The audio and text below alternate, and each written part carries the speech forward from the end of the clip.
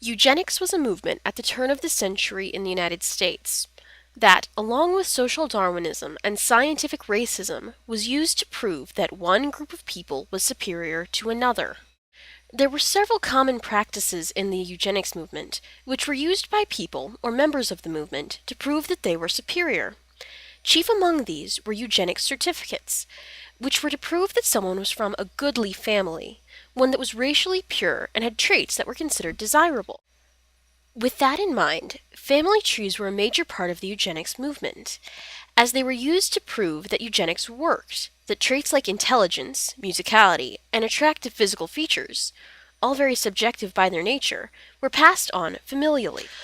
Because such emphasis was put on proper breeding, laws were passed in several states, and specifically in southern states, where racism was especially rampant, to stop miscegenation or interracial marriage. Emphasis was put on more than just the right kind of people, white, wealthy, or at least middle class, and Anglo-Saxon, Protestants, having children, but also on making sure that the wrong kind, those who were poor, homeless, disabled, non-white, or immigrants, didn't. Forced sterilization became legal in the United States at this time, after the Supreme Court found in favor of the state of Virginia in the case of Buck versus Bell, which specifically allowed for the forced sterilization of Carrie Buck and her daughter, and set the precedent for the forced sterilization of thousands of other American citizens who were placed in asylums or mental hospitals. Eugenics laws and practices were all aimed at limiting defectives. Defectives were considered to be any person who stood out against the norm. They could be mentally ill, immigrants, disabled, homeless, poor, or non-white. Eugenicists had very firm views on immigration. To put it simply, they believed that the only immigrants who should be allowed to enter the United States should be from Northern and Western Europe, the vast majority of whom were both white and Protestant. This was not always true, however.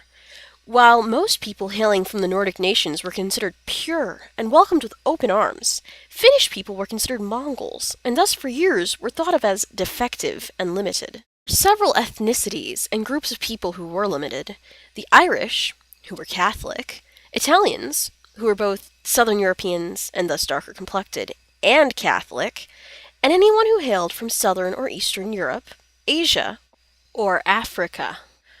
Several methods were used to limit immigration during this time.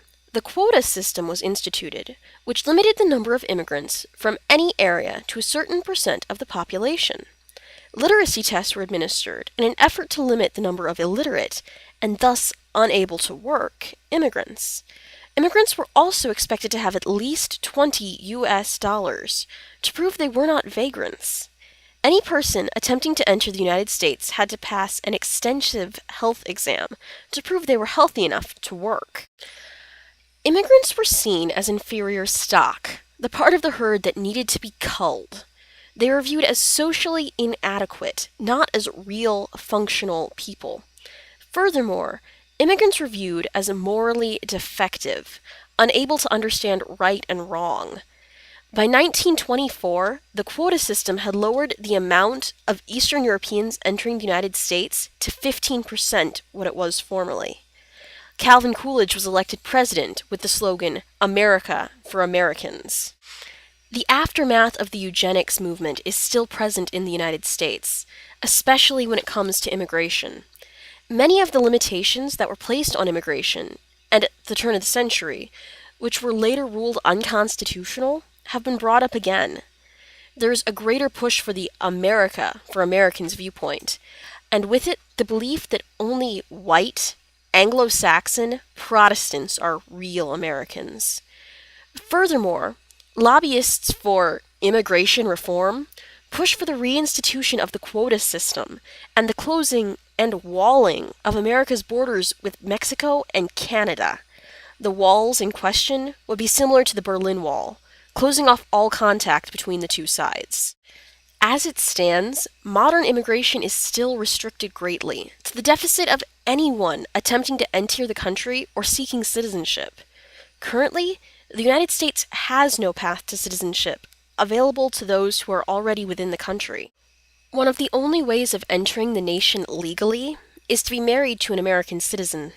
Even then, the number of spouses allowed into the United States each year is strictly limited. Asylum is one of the only methods of immigration available to people attempting to enter the country.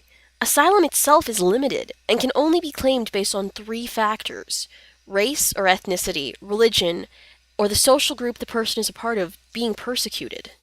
Closing the borders of the United States is eugenics.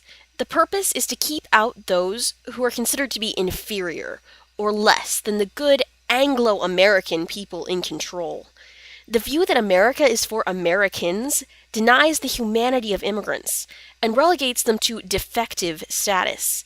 The limiting of immigration is designed, consciously or unconsciously, to limit the gene pool to the right kind of people.